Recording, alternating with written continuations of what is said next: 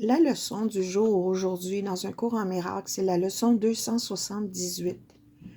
On ne s'arrête pas aux mots, on ne fait que lire, écouter et laisser le reste mijoter en nos esprits. On juge rien, on fait juste lire ici. Si je suis lié, mon Père n'est pas libre. Si j'accepte d'être prisonnier à l'intérieur d'un corps, dans un monde où toutes les choses qui semblent vivre paraissent mourir, alors mon Père est prisonnier avec moi. Et c'est cela que je crois quand je maintiens que je dois obéir aux lois auxquelles le monde obéit, que la fragilité et les péchés que je perçois sont réels et sans issue. On s'en sort pas. Si je suis lié de quelque façon que ce soit, je ne connais pas mon Père ni mon soi. Et je suis perdu pour toute la réalité. Car la vérité est libre. Et ce qui est lié ne fait pas partie de la vérité. Père, je te demande que la vérité. Je ne demande que la vérité. J'ai eu beaucoup de sottes pensées sur moi-même et sur ma création et j'ai porté un rêve de peur dans mon esprit. Aujourd'hui, je ne voudrais pas rêver. Je choisis la voie vers toi au lieu de la folie et au lieu de la peur. Car la vérité est sans danger et seul l'amour est sûr. Je ramène souvent cette image-là, mais elle me fait du bien, puis elle montre ici le corps et l'extension du corps. Donc, ça, c'est ce qui oscille à la plus basse fréquence vibratoire, la matière, le physique, la troisième dimension. Mais on est plus que ça.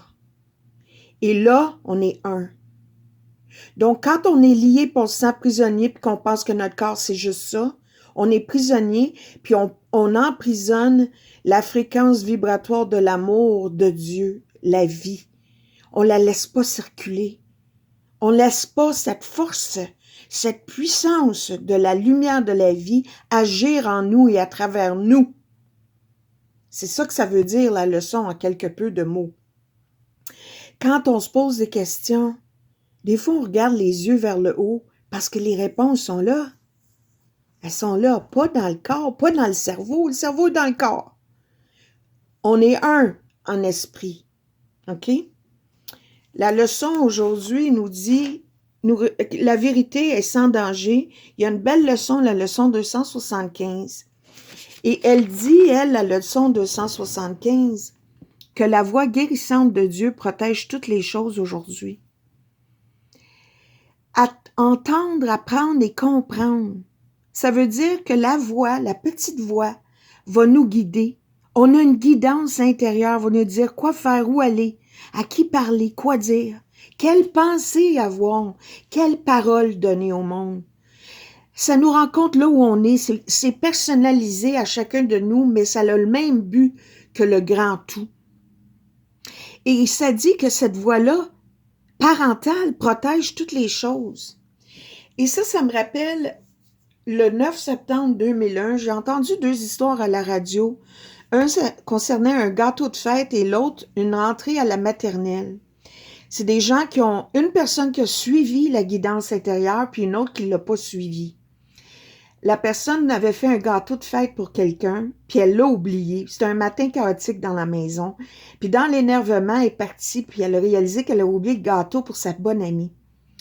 Elle s'est dit, « Ah, tant pis, je m'en vais chercher le gâteau, je serai en retard, je sais qu'elle l'aime, puis je veux lui faire plaisir, puis ça va être le fun, puis merde, je serai en retard. » Elle est allée chercher son gâteau. Quand elle est arrivée à New York, tu sais, où il y avait les édifices qui ont explosé, en mettant le gâteau sur le toit pour qu'elle puisse prendre ses autres bagages, il y a eu la première explosion. Elle était pas dans l'édifice parce qu'elle est retournée chercher son gâteau parce qu'elle écoutait son cœur. À l'opposé, un businessman, il devait amener sa petite fille à la maternelle, première journée d'école, promesse. Mais ce jour-là, il y a eu un appel dans la nuit d'un gros deal multimillion, fallait qu'il soit là. Il a dit à sa femme, à sa fille, « Je te promets, Je te promets que je vais le faire là, demain. » Mais monsieur était dans le building quand l'explosion a eu lieu. Alors, et là, la protection. Ça fait du sens, non? Écoute ta voix de Dieu de ton cœur.